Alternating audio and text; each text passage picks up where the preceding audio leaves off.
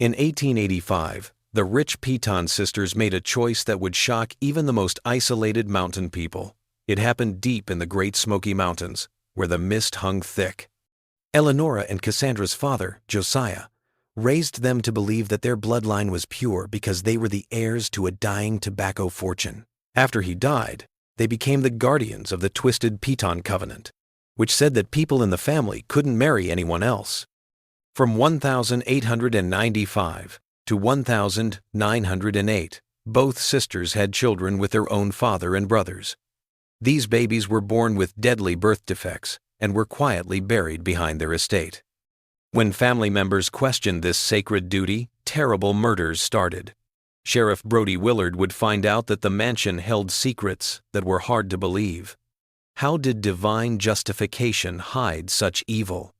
What made them kill their own brothers? How did this reign of terror stay hidden for 30 years? Subscribe to support us as we uncover the stories history is hidden, and let us know where you're watching from and what time it is there in the comments. In 1885, the Great Smoky Mountains looked like an endless green ocean that stretched across the border between North Carolina and Tennessee. The mist that always covered their peaks made it look like they were swallowing whole valleys. These weren't the easy-to-reach wilderness areas that tourists would later find. They were a maze of forgotten hollows and ridges where families could disappear from the world's attention for generations. The Piton Mansion, a monument to wealth built on the broken backs of enslaved labor and sustained by the endless appetite of northern tobacco mills, stood in a valley that could only be reached by a dangerous mountain trail that wound 15 miles from the nearest settlement. The mansion itself stood out from the simple, poor homes that most people in the Appalachian Mountains lived in. It had 3 stories and was built on a foundation of native stone. The white columns and wraparound porches were a sign of a time when the Piton name was respected in 3 counties. Josiah Piton got more than just land. He also got a whole system of slavery that made his family richer than their mountain neighbors could have ever hoped for. The Pitons kept their workers even after the Civil War ended legal slavery.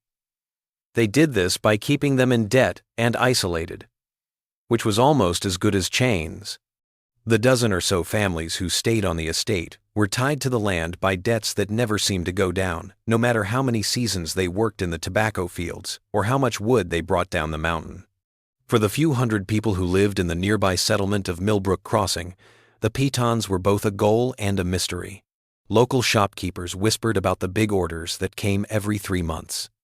They got fine fabrics from Charleston, medical supplies from Knoxville, and books wrapped in brown paper from universities as far away as Philadelphia. People were talking about the family for weeks after they came to town. Josiah Piton, who was tall and commanding, had gray hair and eyes that seemed to look through people instead of at them. He would come in a well-kept carriage with his daughters, Eleonora and Cassandra. Even as kids, they had an otherworldly calmness that made the women in the area talk about breeding and bloodlines in the same way they would talk about prized animals.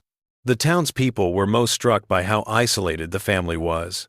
Other rich families in the area stayed in touch with distant relatives or sent their kids to boarding schools, but the Pitons seemed to live in total isolation. No cousins came to visit during the holidays, no marriage proposals were made, and no young men ever came to see the daughters, even though they were very beautiful and had a lot of money to inherit. Josiah had created a world within a world where his kids grew up only knowing the estate and their father's strange ideas about the gospel. The first signs of something strange started to appear in the 1890 seconds, but at the time they just sounded like mountain gossip that had gotten louder because of boredom and being alone. People who worked on the Piton estate for a short time began to share strange things they had seen. They talked about getting medical supplies that seemed too much for a family of 5, like chloroform, laudanum, surgical tools, and obstetrical tools that would have been at home in a hospital. It was even more strange that there were no children on the estate, even though there had been rumors for years that both daughters had been seen in the family way many times.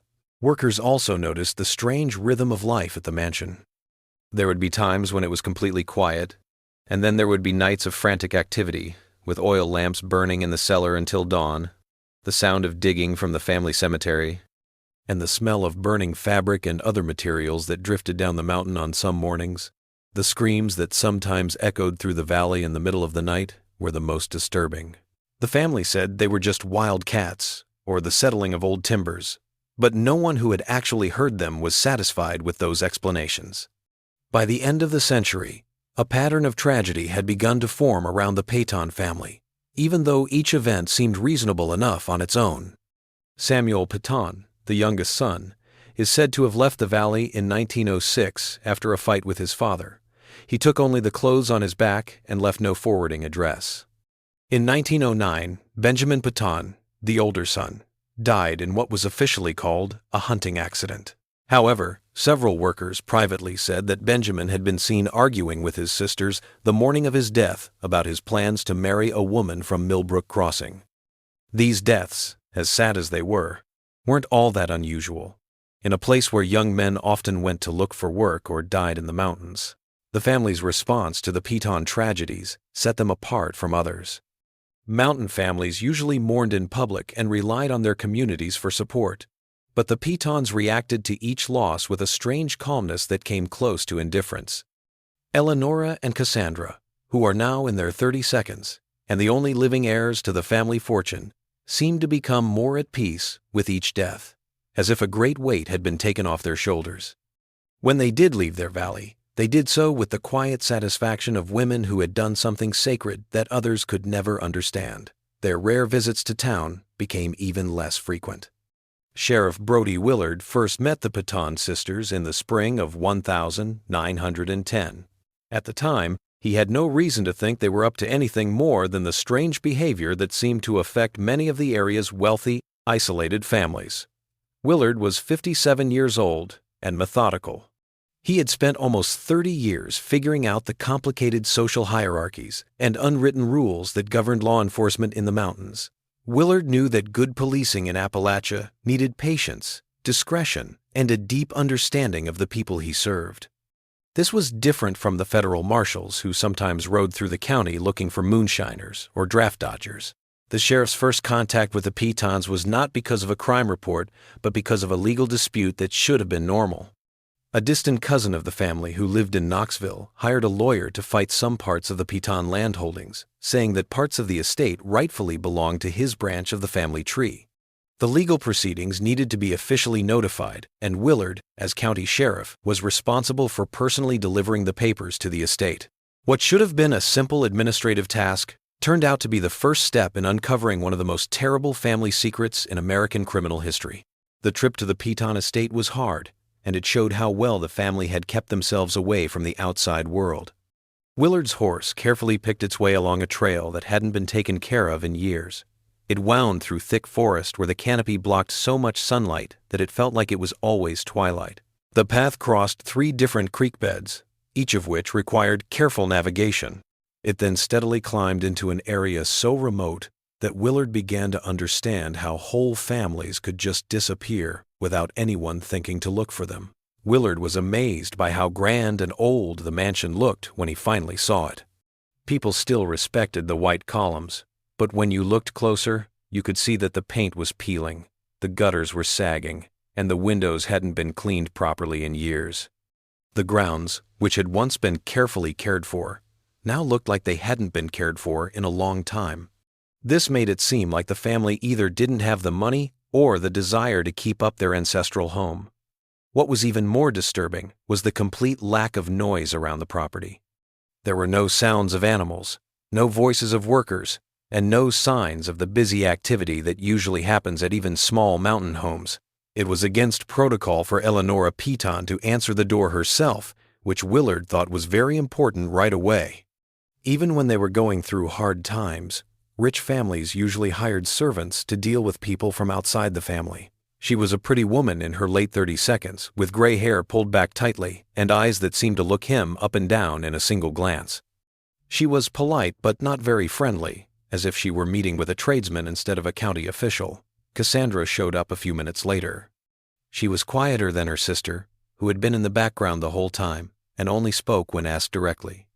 When she did speak, it was in one-syllable words that didn't give away what she was thinking.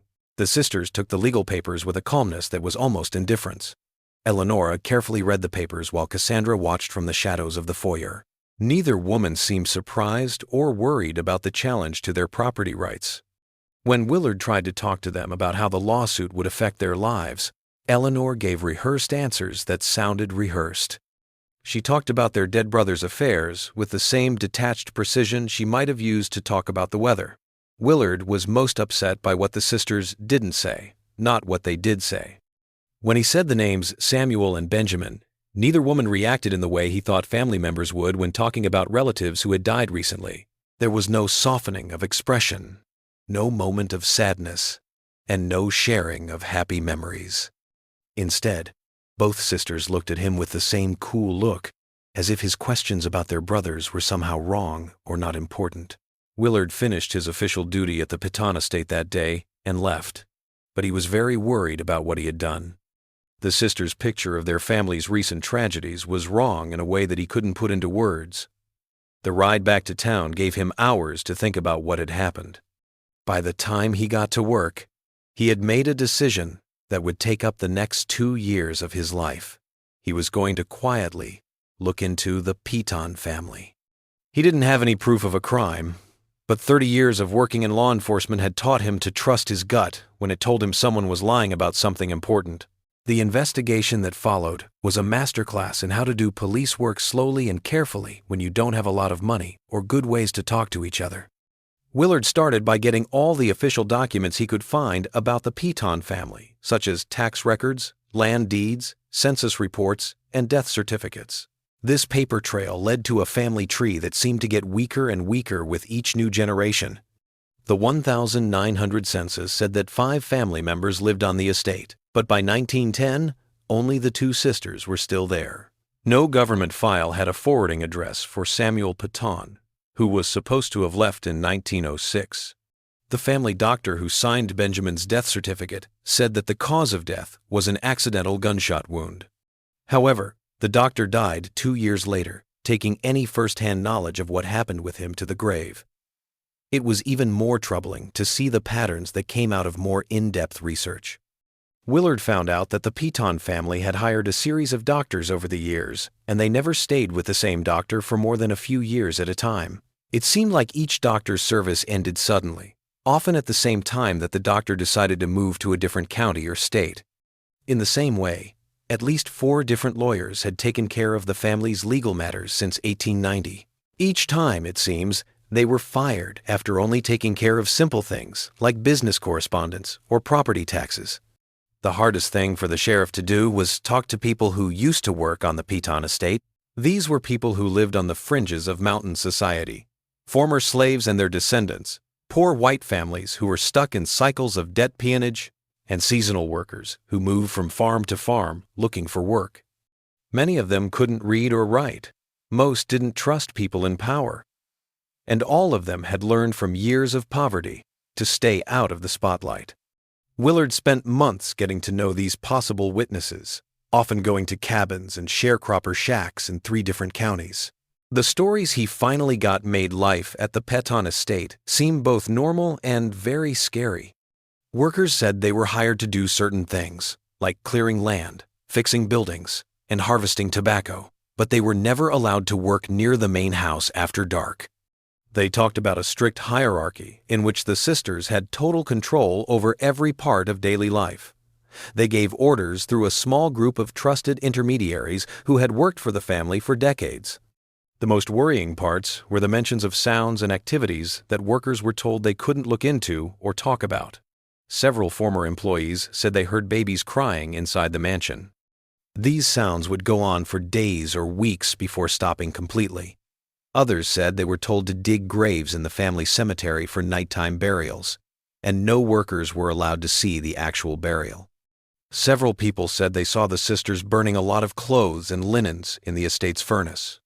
The fires were so hot that they could be seen from miles away and filled the valley with smoke for days at a time.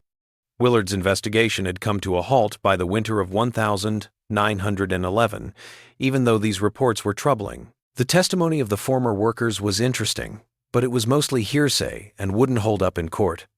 The official records didn't prove anything other than the fact that the family liked to keep things to themselves. The sheriff was in a frustrating situation because he was morally sure that serious crimes had been committed, but he couldn't legally prove that any crime had happened at all. He had done everything he could with regular police work in a time before forensic science, electronic communication, or centralized criminal databases. The big break that would finally solve the case came from an unexpected place, and in a way that perfectly showed how justice in the mountains often depended more on what the community thought than on official investigations. In the spring of 1912, Willard got an urgent message asking him to come to the bedside of an old woman named Elizabeth Keene. She was the daughter of Margaret Keene, who had been the Piton family's only midwife and the only person they trusted with their most private information. Elizabeth was dying of tuberculosis in a one-room cabin on the outskirts of Millbrook Crossing. She had called the sheriff to tell him something that had been bothering her for almost 20 years. Elizabeth Keene was 68 years old and had lung disease that had killed a lot of mountain people who lived in cabins with poor ventilation and heated by wood smoke. She had never been married and had spent her whole life taking care of her mother and making a living as a seamstress and herbalist. She didn't break decades of silence out of a sense of duty to her country, but because of her deep religious belief that she couldn't face her Maker while keeping such terrible secrets. Willard found her awake and aware of her surroundings when he got to her bedside on a cold March morning. The first thing she said to him was a warning that what she was about to tell him would haunt him for the rest of his life. The story, which she had heard from her mother on her deathbed 15 years ago, painted a picture of the Piton family that was much worse than Willard had ever imagined. Between 1895 and 1908, Margaret Keene was called to the estate many times, always in the middle of the night, and always in complete secrecy. She was paid a lot of money to deliver babies with deformities so bad that they usually didn't live more than a few days. The midwife had talked about these babies in a way that stuck in her daughter's mind. Babies with misshapen skulls, twisted limbs, and internal organs that seemed to have grown wrong from the start of the pregnancy. The fact that the Piton sisters were so clinical about their own children made these births even more disturbing. Margaret Keene told her daughter that Eleonora and Cassandra didn't show any motherly love for the babies and instead treated them like specimens in some kind of sick experiment. The sisters would carefully look at each newborn and write down their notes in a leather-bound journal. They would talk about the children's deformities with the same cool interest that a scientist might show when writing down the results of a lab experiment. The midwife's most damaging testimony was about who the fathers of these children were. Margaret Keene says that the sisters openly admitted that the babies were the result of relationships with their own father and brothers. They justified these relationships with long theological arguments about keeping their bloodline pure. Josiah Piton had apparently convinced his daughters that marrying someone outside of the family was not only socially unacceptable, but also a spiritual impurity that would send their souls to hell forever. Willard's investigation was missing one important piece: Elizabeth's revelation about Samuel Piton's fate. Her mother had seen Samuel and his family get into a fight in the summer of 1906, when the young man said he was going to leave the estate and marry a woman from a nearby county. The fight happened in the mansion's main parlor. Samuel yelled that he couldn't take part in what he called the family's abominations anymore. His sisters were furious that he had broken their sacred promise. That night, Margaret Keene was in the house because she had been called to take care of Cassandra, who was recovering from giving birth. From her room upstairs, she could hear Samuel's voice getting more and more desperate as he fought with his sisters. Then she heard a fight, and then a scary silence. She saw Eleonora and Cassandra dragging something heavy toward the root cellar later that night. The next morning, Samuel was gone, supposedly having left the estate in a fit of rage after the family fight. The midwife's most specific claim was about where Samuel's body was found. She had told her daughter that she had seen the sisters come out of the root cellar covered in dirt and lime, and that she had seen new mortar around what looked like a newly bricked part of the cellar wall. This piece of information, more than anything else, gave Willard the solid lead he needed to finally do something about the Piton sisters. 3 days after giving her statement to Sheriff Willard, Elizabeth Keene died peacefully. Her conscience was finally clear after carrying her mother's terrible secrets for decades. Willard had gathered circumstantial evidence over 2 years of investigation, and her testimony gave him the probable cause he needed to get a search warrant for the Piton estate. Willard gathered a small group of trusted deputies on a gray morning in late March 1912 and set out on the dangerous journey into the mountains. He knew that what they found would either prove his suspicions right or ruin his reputation as a good lawman. The search of the Piton estate started with an eerie sense of theatrical formality that would stay with the people involved for the rest of their lives. When Willard and his 3 deputies got to the mansion, they found Eleonora and Cassandra Piton waiting for them on the front porch. They were dressed in their best black clothes, as if they were going to a funeral instead of a crime scene. The sisters acted just as calmly as they had when Willard came to see them before. They looked at the search warrant with scholarly interest before stepping aside to let the officer into their family's home.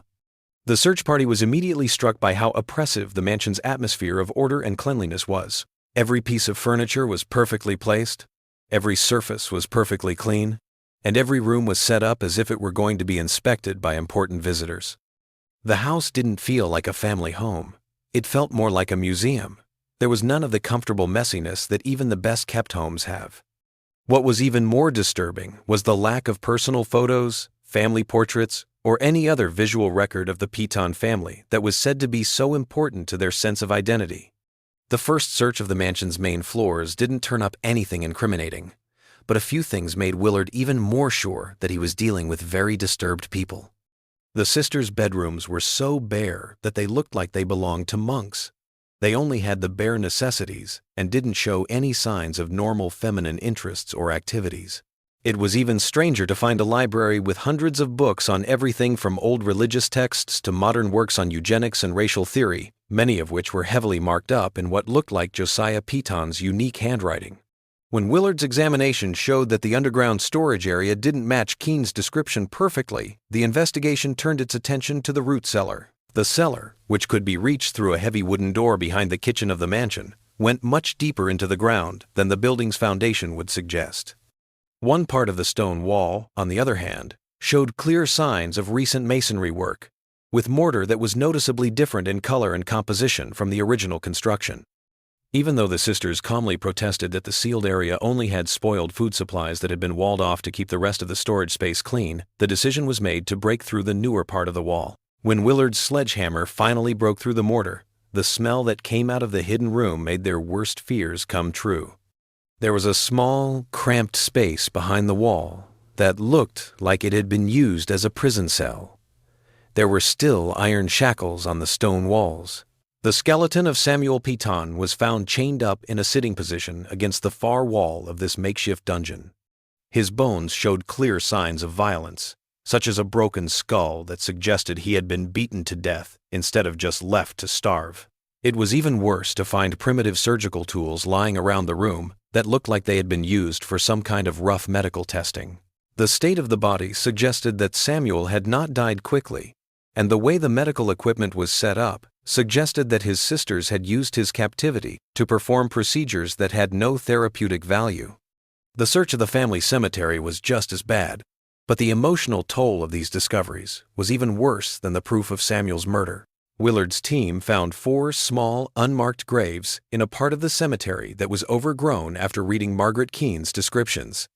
When these sites were dug up, they revealed the tiny skeletons of babies whose bones showed that the midwife's stories of severe birth defects were true. Each child had signs of conditions that were consistent with the genetic effects of multiple generations of inbreeding. The malformations were so bad that the child would not have been able to survive past infancy. The last and most damning piece of evidence was found in Josiah Piton's old study, behind a fake panel in an old desk. Eleonora had kept a leather-bound family ledger since her father's death.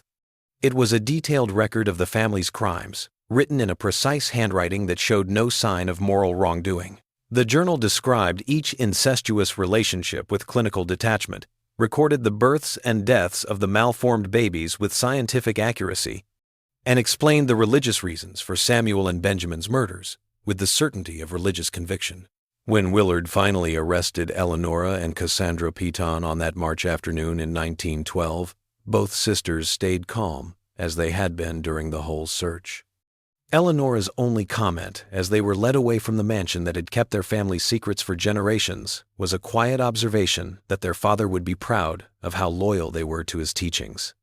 The Piton dynasty's time in the Great Smoky Mountains was finally over, but they still had to face the law for their crimes.